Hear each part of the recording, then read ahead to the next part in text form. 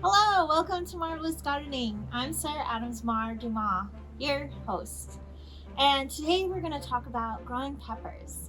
We live in a cooler climate during the summer, and so we grow peppers that like a cooler climate. So that's something to think about. If you live in a hot climate, you're going to want to grow peppers like your scorpion pepper, your jalapeno, your ghost pepper. They love a lot of heat, really, really hot. Our peppers are Manzano peppers, which means apple in Spanish.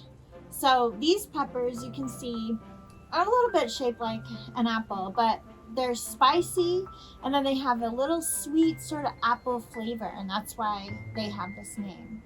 How we have so many peppers, and this doesn't do it justice at all, we are overflowing in Manzano peppers, is we grow them in a nursery pot, a smaller nursery pot. So we keep them in a tight, compact container.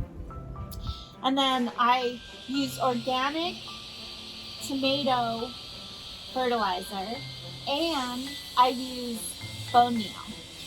So this gives the peppers the nutrients that they need.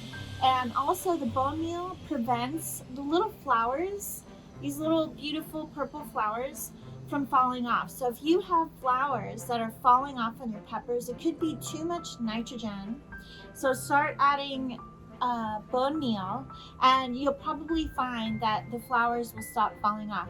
And sometimes when the flowers are falling off, the weather's too cold. So those are our quick and simple tips for growing a huge, successful, plentiful pepper crop. Thanks for joining us on Marvelous Gardening. Be sure and find us on Facebook. Thanks for following our YouTube channel, and there'll be much more to come later. Have a marvelous day.